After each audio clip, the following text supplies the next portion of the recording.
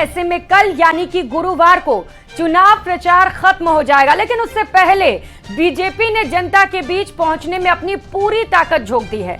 यही वजह है कि आज प्रधानमंत्री नरेंद्र मोदी के अलावा केंद्रीय मंत्री और 2 राज्यों के मुख्यमंत्री भी चुनाव प्रचार करते दिखाई दिए। जहां एक और कल प्रधानमंत्री नरेंद्र मोदी जयपुर में रोड शो करते हुए नजर आए, जहां पर बड़ी संख्या में लोगों की भीड़ जुटी, तो वहीं आज भी ताबड़तोड़ चुनावी प्रचार प्रसार बीजेपी की ओर से देखा गया, क्योंकि ये अंतिम वक्त है सभी पार्टी के पास कि वो लोगों के बीच पहुंचे, अपने काम को गिना सके और साथ ही साथ जो विपक्ष है उस पर भी पलटवार कर सके। और यही वजह है कि लगातार प्रधानमंत्री नरेंद्र मोदी खुद राजस्थान पहुंच रहे हैं, लेकिन कल चुनाव प्रचार का शोर जो है वो थम जाएगा और उसके बाद दिन आ जाएगा मतदान का। 25 नवंबर को वोटिंग होनी है और उससे पहले लगातार दिग्गजों के दौरे। देखिए इस रिपोर्ट में।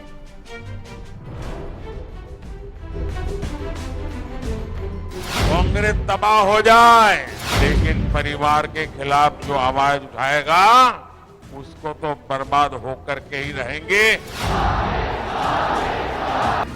आखिरी दौर में चुनाव प्रचार।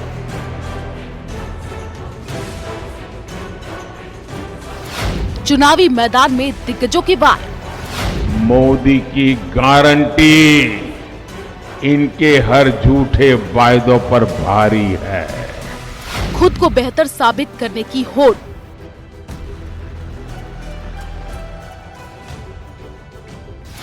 जनता से मांग रहे हैं समर्थन की वोट।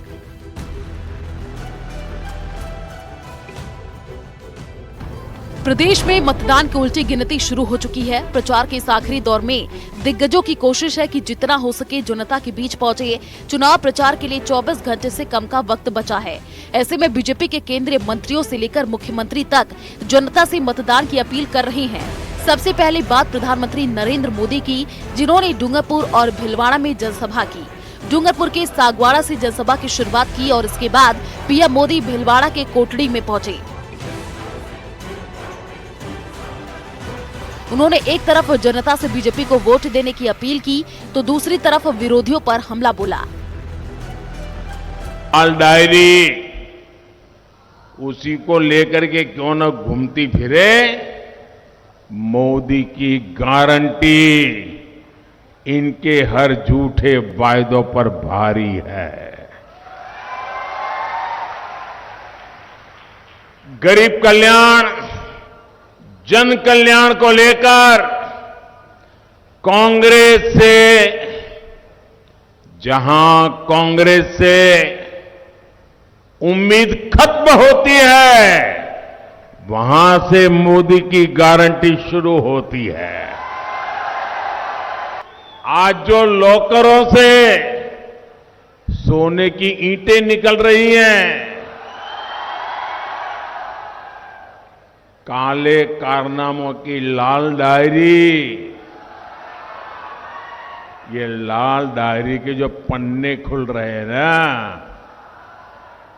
वो कांग्रेस सरकार की लाल डायरी में काली सच्चाई है।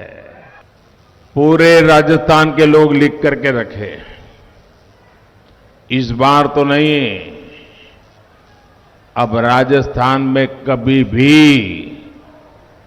अशोक गहलोत की सरकार नहीं बनेगी।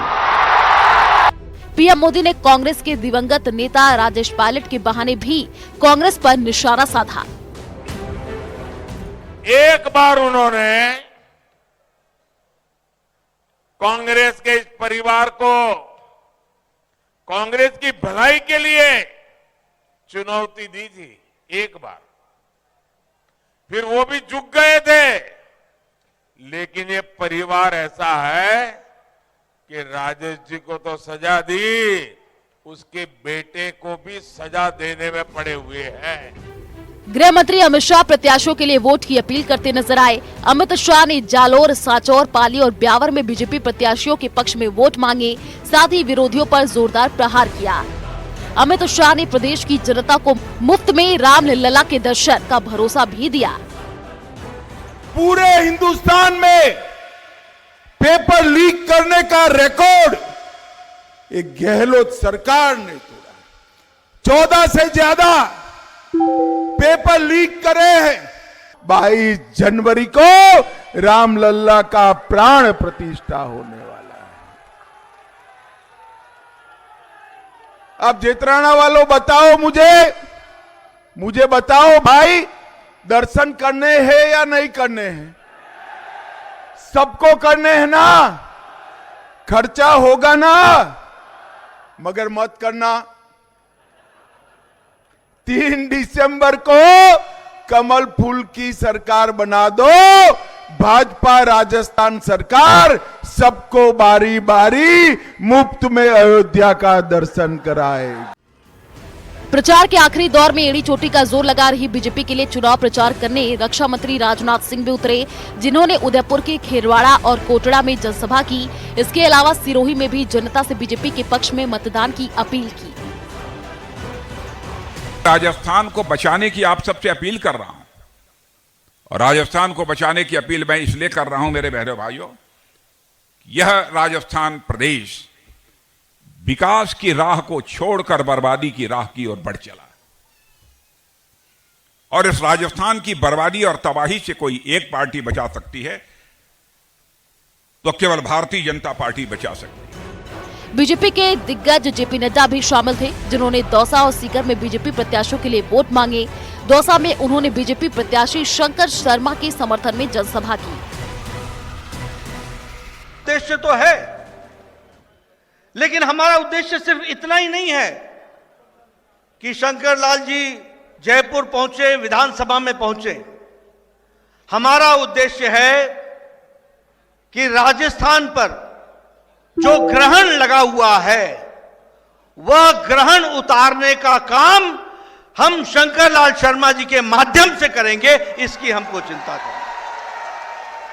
और यह सच्चाई नहीं है क्या कि राजस्थान में पिछड़ों पर, दलितों पर अत्याचार में भी नंबर 1 पर खड़ा है? बोलो, इसको राजस्थान की तस्वीर और तकदीर बदलनी है कि नहीं बदलनी है? बदलनी है कि नहीं? बदलनी है तो शंकर लाल शर्मा को जिताना है, ये हमको याद है। केंद्रीय मंत्रियों के अलावा प्रचार की फहरिस्त में यूपी के सीएम योगी आदित्यनाथ और एमपी के सीएम शिवराज सिंह चौहान भी शामिल थे। सीएम योगी ने बीकानेर, जोधपुर और अलवर, भीलवाड़ा में बीजेपी प्रत्याशियों के मतदान की अपील की, जबकि एमपी के सीएम शिवराज सिंह चौहान ने बूंदी के नैनवा में बीजेपी उम्मीदवार प्रभुलाल सैनी के समर्थन में जनसभा की। का वातावरण, अराजकता, और ऐसे लगता है जैसे सरकार न होकर के कोई माफियागिरी पूरे राज्य के अंदर संचालित हो रही हो। 25 नवंबर को 199 सीटों पर मतदान के साथ ही चुनाव मैदान में ताल ठोक रहे 1874 उम्मीदवारों की किस्मत का फैसला ईवीएम में कैद हो जाएगा और 3 दिसंबर साफ होगा कि जनता ने किस पर भरोसा किया है। Bureau report, news 18 Rajasthan. तो चुनावी प्रचार अंतिम दौर में है। कांग्रेस भी सत्ता वापसी के लिए एड़ी चोटी का जोर लगा रही है। चुनाव प्रचार के दौरान मुख्यमंत्री अशोक गहलोत, प्रियंका गांधी और राहुल भी पहुंचे और जमकर बीजेपी पर निशाना साधा। देखिए इस रिपोर्ट में।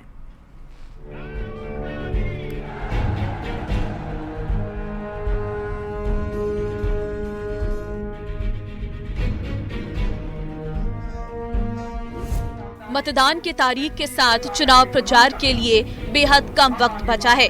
ऐसे में कांग्रेस पूरी मुस्तैदी के साथ जनता के बीच पहुंच रही है और मतदान की अपील कर रही है।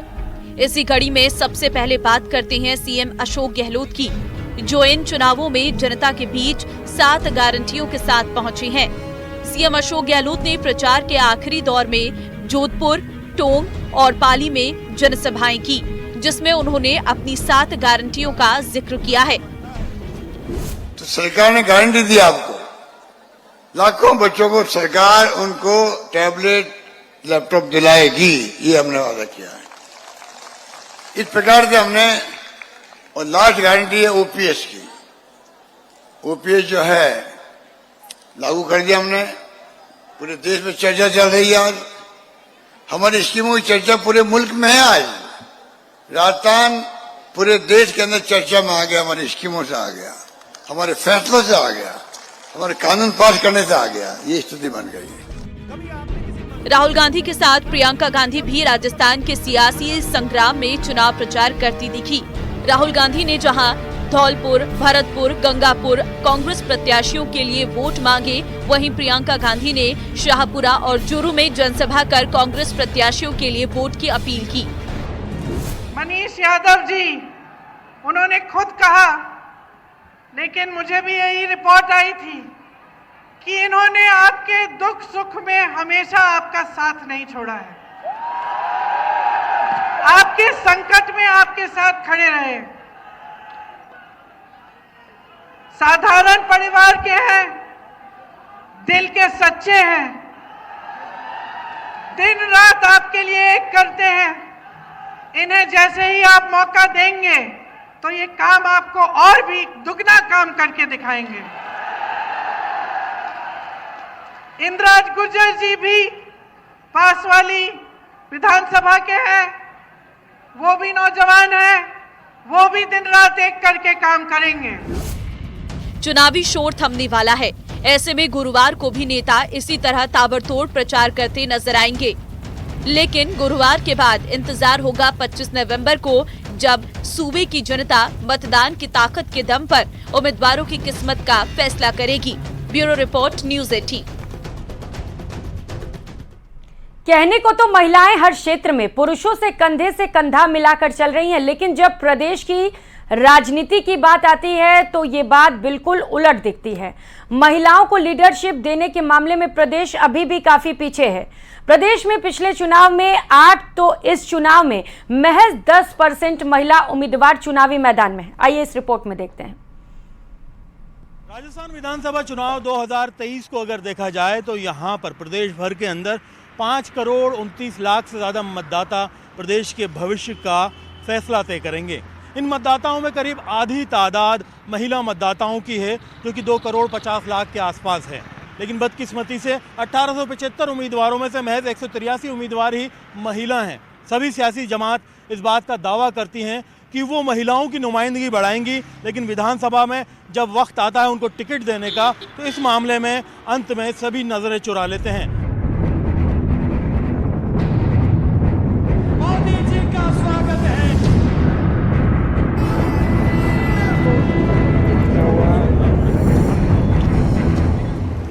कहने को तो सभी राजनीतिक दलों ने अपने घोषणा पत्र में महिलाओं से जुड़े मुद्दों को प्रमुख मुद्दों के तौर पर शामिल किया है, लेकिन बात जब आधी आबादी को लोकतंत्र की असली ताकत देने की बात आती है तो 50% के करीब महिला मतदाताओं का नुमाइंदगी का आंकड़ा 10% पर ही सिमट जाता है। 2018 के चुनाव के मुकाबले इस बार 6 महिला प्रत्याशी चुनावी मैदान में कम उतरी हैं। पिछले चुनाव में ऐतिहासिक रूप से सबसे अधिक 189 महिला प्रत्याशी चुनावी मैदान में थी। इस बार इनकी संख्या 183 है। साल 2018 में कुल 2294 प्रत्याशियों में से 189 यानी कि 8.23% महिला प्रत्याशी मुकाबले में थी, जिनमें से 24 यानी 12.69% महिला जीती थी। जीत हासिल करने वाली महिला प्रत्याशियों का आंकड़ा महज 1.04% रहा था। इस बार 1875 प्रत्याशी चुनाव मैदान में हैं, जिनमें से 1692 पुरुष और 183 महिला प्रत्याशी हैं। इस हिसाब से चुनावी मुकाबले में उतरे प्रत्याशियों में से महज 9.76% महिला प्रत्याशी हैं। इस चुनाव में सियासी दलों की बात की जाए तो कांग्रेस ने 199 में से 28 महिलाओं को मौका दिया है, जो 14% है। भाजपा ने 20 महिलाओं को मौका दिया है, जो 10% है। बसपा ने 185 उम्मीदवारों में से 22 महिलाओं को मौका दिया है, जो 12% है। आम आदमी पार्टी ने 86 में से 7 महिलाओं को मौका दिया है, जो 6% है। आरएलपी ने 78 में 5, आजाद समाज पार्टी ने 47 में से 4 और बीटीपी ने 17 में से 1 उम्मीदवार को मौका दिया है। इस बार सीपीआई द्वारा किसी भी महिला उम्मीदवार को मैदान में नहीं उतारा गया है। वहीं बहुजन शोषित समाज संघर्ष समता पार्टी ऐसी भी पार्टी है जिसने अपने 3 उम्मीदवार उतारे हैं और तीनों महिला हैं। राजनीतिक दलों की मंशा साफ नज़र आती है। वो कहते हैं, अपने भाषणों में कहते हैं, बार बार कहते हैं कि महिलाओं को प्रतिनिधित्व देंगे, लेकिन उनके जो एक्शन है, उनका जो कार्य है, उसमें नज़र नहीं आता है कि महिलाएं कहाँ हैं। एक पार्टी, कांग्रेस पार्टी के 14% और भारतीय जनता पार्टी के केवल 10% महिलाएं हैं। जब तक वो कम से कम 33% को, वैसे तो आधी आबादी है महिलाओं की, 50% टिकट जो है महिलाओं को दिए जाने चाहिए, उनको नेतृत्व देना चाहिए, लेकिन कोई भी पार्टी ये करना नहीं चाहती है। इसलिए मेरा तो ऐसा मानना है कि चाहे कोई भी राष्ट्रीय दल हो, क्षेत्रीय दल हो, सबको महिलाओं को 50% टिकट देना चाहिए, नेतृत्व में लाना चाहिए, क्योंकि महिलाओं की 50% आबादी है। प्रदेश में महिलाओं का राजनीति में मौका देने का ये रिवाज देखा जाए तो ये पहले भी कम रहा है और अब भी कम है। 2013 में 2096 उम्मीदवारों में से 166 महिला थी, जबकि 28 को जीत मिली थी। 2018 में 189 में से 24 को जीत मिली थी और अब इस बार 183 महिला उम्मीदवारों में कितनी महिलाएं जीत दर्ज कर पाती हैं, इस पर सबकी नजर रहेगी।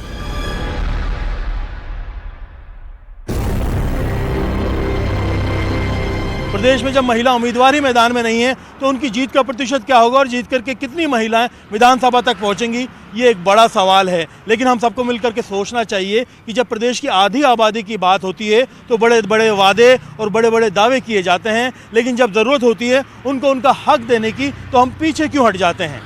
कैमरा पर्सन सनत मिश्रा के साथ में अरबाज अहमद, न्यूज़ 18 के लिए जयपुर से। तो वहीं अलवर के टपूकड़ा में यूपी के सीएम योगी आदित्यनाथ ने सभा को संबोधित किया। इस दौरान सीएम योगी ने कांग्रेस पर जमकर हमला बोला, सुनिए। के रूप में ऐसा नेतृत्व मिला जो कुंभ के मेले में माननीय मुख्यमंत्री जी का आगमन, तिलारा विधानसभा क्षेत्र से जुड़े हुए भारी संख्या में इतनी देर के बावजूद उपस्थित भाइयों और बहनों, इस पावन धरा को नमन करते हुए आप सबका मैं हृदय से अभिनंदन करता हूं, स्वागत करता हूं। भाइयों बहनों, नामांकन के दिन भी मैं यहां पर आया था और नामांकन के दिन आकर के मैंने राजस्थान की जनता जनार्दन से अपील की थी कि भाइयों बहनों, यहां पर हम लोग जिन्हें प्रत्याशी बना करके उतार रहे हैं। तो वहीं नेता प्रतिपक्ष राजेंद्र राठौर ने आज सीकर के फतेहपुर में जनसभा को संबोधित किया। इस दौरान राठौर ने बीजेपी प्रत्याशी श्रवण चौधरी के समर्थन में सभा कर कांग्रेस सरकार पर जमकर हमला बोला। उन्होंने कांग्रेस पर पिछले 5 सालों में फतेहपुर के साथ विकास कार्यों में भेदभाव का आरोप लगाया।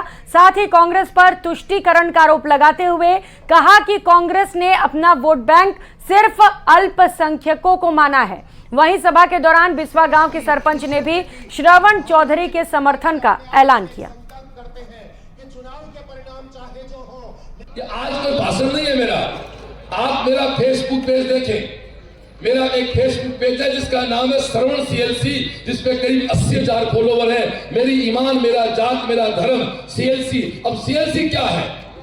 उन दीवारों का नाम, उन बिल्डिंग का नाम सीएलसी नहीं है। सीएलसी उसमें पढ़ने वाले स्टूडेंट्स का विश्वास, सीएलसी उसमें पढ़ने वाले बच्चों के माता पिता का विश्वास है। जैसा मेरी बहन बोल के गई है, और वो स्टूडेंट दोस्तों किस जात के होते हैं, किस धर्म के होते हैं, ये पूछ के नाम ने पढ़ाया है, ना कभी हमने एडमिशन लिया। कोई एक फिलहाल यहाँ रुकेंगे छोटे से ब्रेक के लिए, लौटेंगे फौरन।